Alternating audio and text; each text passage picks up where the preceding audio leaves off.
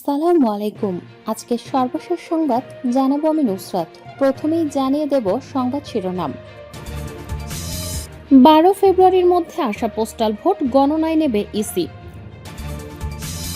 জামাত ক্ষমতায় আসলে উত্তরাঞ্চলের নদীগুলো পুনরুজ্জীবিত করবে বললেন শফিকুর রহমান। মার্কিন হামলার আশঙ্কায় মধ্যপ্রাচ্যে ফ্লাইট বাতিল একাধিক বিমান সংস্থার। সর্বশেষে জানাবো, আমা করে ভোট দাও, মামলাও খাইতো না, হামলাও খাইতো না, নির্বাচনী সভায় সাবেক বিএনপি নেতা। শিরোনাম শুনলেন, এবারে বিস্তারিত।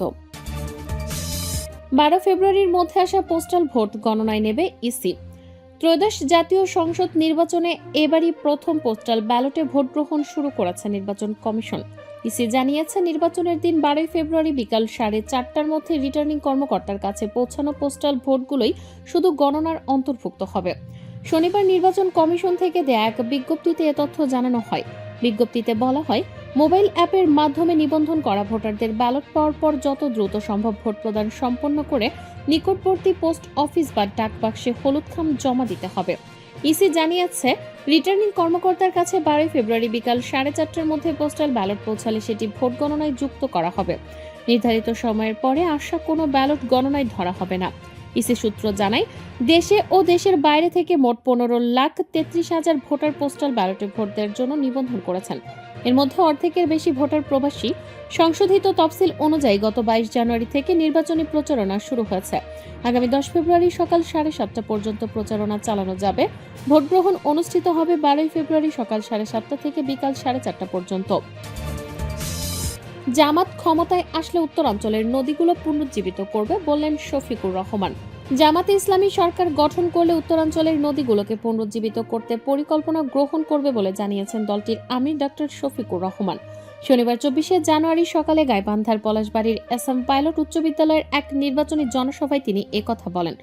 নদীকে জীবনের রক্তনালী হিসেবে আখ্যায়িত করে ডক্টর শফিকুর রহমান বলেন, অবহেলা শুধুমাত্র প্রাকৃতিক পরিবেশকে ক্ষতিগ্রস্ত করেনি, বরং সারা উত্তরাঞ্চলের মানুষের অর্থনৈতিক ও সামাজিক জীবনে বিরূপ প্রভাব ফেলেছে। নদীর জীবন ফিরে এলে নর্থবঙ্গের জীবনও ফিরে আসবে ইনশাল্লাহ। জামাতের আমির বলেন, প্রিয় গাইবান্ধাবাসী, এই যে আপনার পাশ দিয়ে নদীগুলো বয়ে গেছে, এগুলো আল্লাহ তাআলার রহমত। কিন্তু গত 54 বছরে সরকারের অবহেলায় এই নিয়ামতগুলো রক্ষা করা হয়নি। এক সময় নদী দিয়ে জাহাজ চলতো, আজ সেখানে সাধারণ নৌকাও চলতে পারছে না। নর্মাল নদী হয়ে উঠেছে মরুভূমির কঙ্কাল। নদীগুলোকে পুনরায় জীবনদানের পরিকল্পনার প্রতিশ্রুতি দিয়ে তিনি বলেন, মহান আল্লাহর ওপর ভরসা রেখে আমরা আপনাদেরকে প্রতিশ্রুতি দিচ্ছি, যদি জনগণ আমাদেরকে ভোটে ক্ষমতায় আনেন, প্রথমেই নর্থবঙ্গের মৃত নদীগুলোকে পুনর্জীবিত করব। তিস্তা, ধরলা, করতোয়া এবং ব্রহ্মপুত্র এই 4 নদীর অবস্থার দিকে নজর দেওয়া হবে। শফিকুর রহমান নর্থবঙ্গকে একটি কৃষি ভিত্তিক সমৃদ্ধ অঞ্চলের রূপান্তরের পরিকল্পনা প্রকাশ করেন। তিনি বলেন, উত্তরাঞ্চলের মানুষ আসমানের আপেল খাওয়ার জন্য কারো কাছে দাবি জানায়নি। তারা কঠোর পরিশ্রমী, অল্পে তুষ্ট, সরল জীবনযাপন করে। কিন্তু বর্তমান পরিস্থিতিতে মাঠে আগের মতো ফসল হচ্ছে না। সার ব্যবহার সত্ত্বেও জমির উর্বরতা কমে গেছে। এর মূল কারণ হচ্ছে নদী ও মিঠা পানির অভাব। নদী ও জলসম্পদ উন্নয়নের সঙ্গে জাতির নিরাপত্তা ও স্বাধীনতাকেও যুক্ত করেছেন তিনি। শফিকুর রহমান বলেন, বাংলাদেশে কোনো আধিপত্যবাদের ছায়া দেখতে চায় না। বিশ্বের সকল সভ্য দেশ এবং প্রতিবেশীদের সঙ্গে বন্ধুত্ব চাই। আমরা কারো ওপর নজরদারি করতে চাই না, আর কেউ এসে আমাদের দেশের ওপর হুকুম চালাতেও চাই না। তা তিনি উল্লেখ করেন, 54 বছরের শাসন ও রাজনৈতিক ব্যবস্থা দেশকে ফ্যাসিবাদী অভিজ্ঞতা দিয়েছে, যা তারা আর দেখতে চান না। শফিকুর রহমান জনগণকে আমূল পরিবর্তনের আহ্বান জানান। তিনি বলেন, এই পরিবর্তনের সময় আপনাদের হাতছানি দিয়ে ডাকছে। আগামী 12 তারিখে অনুষ্ঠিতব্য গণভোট এবং সাধারণ নির্বাচনে অংশগ্রহণের মাধ্যমে দেশকে নতুন দিকে এগিয়ে নিতে হবে। গণভোট সফল হলে সাধারণ নির্বাচনও সফল হবে। তাই জনগণকে গণভোটে হ্যাঁ বলতে হবে। তিনি শহীদদের প্রতি শ্রদ্ধা জানিয়ে বলেন, জুলাইয়ের শহীদদের প্রতি সম্মান দেখাতে গণভোটে হ্যাঁ বলা আবশ্যক। আবু সাইদ যেমন গোটা দেশকে উদ্দীপ্ত করেছে, আমাদেরও তার জীবন দানের আদর্শে দেশকে পরিবর্তনের পথে এগোতে হবে। সমাবেশের শেষ পর্যায়ে তিনি জনগণকে দেশের ভবিষ্যৎ রূপান্তরের আহ্বান জানিয়ে বলেন, আমরা চাই পুরো দেশের জনগণ সচেতন হোক। নদী, জমি, পানি এবং কৃষি উন্নয়নের মাধ্যমে নর্থবঙ্গকে সমৃদ্ধ করা হবে। আপনারা যদি আমাদের সমর্থন দেন, আমরা দেশকে উন্নয়নের পথে এগিয়ে নেব। মার্কিন হামলার আশঙ্কায় মধ্যপ্রাচ্যে ফ্লাইট বাতিল একাধিক বিমান সংস্থার। ইরানের দিকে যুক্তরাষ্ট্রের বিশাল নৌবহর অগ্রসর হওয়ার বিষয়ে প্রেসিডেন্ট ডোনাল্ড ট্রাম্পের সাম্প্রতিক বার্তার পর মধ্যপ্রাচ্যে আকাশপথে চরম অস্থিরতা তৈরি হয়েছে। ইরানে মার্কিন সামরিক হামলার প্রবল আশঙ্কায় Lufthansa, KLM, royal Dutch airlines এবং এয়ার ফ্রান্স সহ বিশ্বের একাধিক শীর্ষ বিমান সংস্থা ওই অঞ্চলে তাদের ফ্লাইট বাতিল বা স্থগিত করার ঘোষণা দিয়েছে। শনিবার 24শে জানুয়ারি ফাইন্যান্সিয়াল টাইমসের এক প্রতিবেদনে জানানো হয়েছে যে এই সিদ্ধান্তের ফলে ইসরায়েল, সংযুক্ত আরব আমিরাত এবং সৌদি আরবে বিমান চলাচল মারাত্মকভাবে বিঘ্নিত হচ্ছে। এয়ার ফ্রান্স এক বিবৃতিতে জানিয়েছে যে বর্তমান পরিস্থিতির ঝুঁকি বিবেচনায় 23 ও 24 জানুয়ারি তাদের দুবাইগামী সব ফ্লাইট বন্ধ থাকবে। কেএলএম, রয়্যাল ডাচ এয়ারলাইন্স অনির্দিষ্টকালের জন্য দুবাই, রিয়াদ, দাম্মাম এবং তেল আবিবে তাদের কার্যক্রম স্থগিত করেছে। সংস্থাটি স্পষ্ট করেছে যে নিরাপত্তার খাতিরে তাদের বিমানগুলো এখন ইরান, ইরাক ও ইসরায়েল সহ পারস্য উপসাগরীয় অঞ্চলের একাধিক দেশের আকাশসীমা সম্পূর্ণ এড়িয়ে চলছে।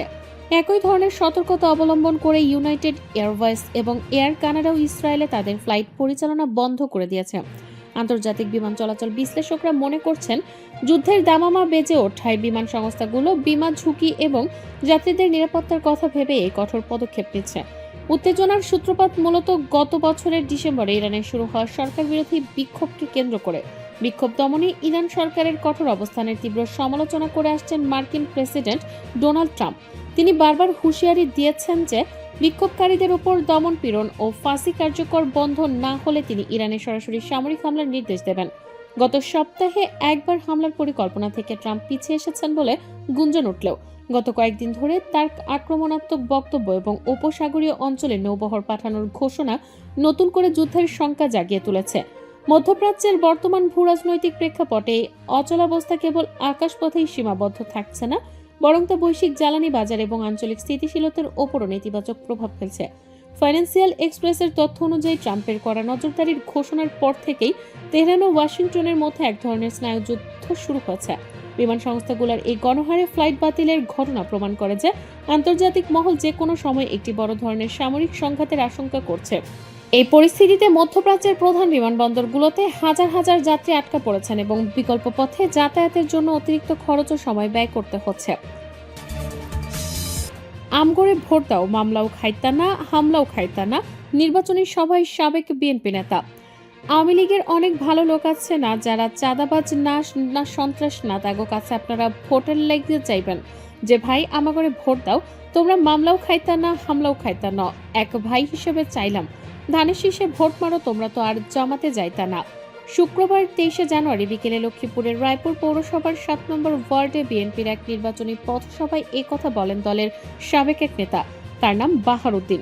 তিনি রায়পুর পৌরসভার 8 নম্বর ওয়ার্ডের সাবেক সভাপতি। তার বক্তব্যের একটি ভিডিও সামাজিক যোগাযোগ মাধ্যমে ছড়িয়ে পড়েছে। লক্ষ্মীপুর 2 আসনে বিএনপি থেকে প্রতিদ্বন্দ্বিতা করছেন আবুল খায়ের ভূঁইয়া। একই আসনে জামাতে ইসলামীর হয়ে SUM রুহুল আমিন ভূঁইয়া প্রতিদ্বন্দ্বিতা করছেন। এছাড়া আরও 5 জন প্রার্থী রয়েছেন আসনটিতে। এদিকে স্থানীয় জামাতে ইসলামীর নেতাদের অভিযোগ, নির্বাচনী প্রচারণায় এ ধরনের বক্তব্য অনাকাঙ্ক্ষিত। তাদের মতে কোনো রাজনৈতিক দলের নেতাকর্মীদের মামলা হামলার ভয়ভীতি বা প্রলোভনের ভাষায় ভোট চাওয়া গণতান্ত্রিক চর্চার পরিপন্থী। অন্যদিকে বাহারউদ্দিন বলেন, আমরা বক্তব্যের একটি অংশ বিশেষ ছড়িয়ে দিয়ে বিভ্রান্তি সৃষ্টি করা হচ্ছে। আমি শান্তিপূর্ণ সহাবস্থান ও রাজনৈতিক সম্প্রীতির কথাই বোঝাতে চেয়েছি।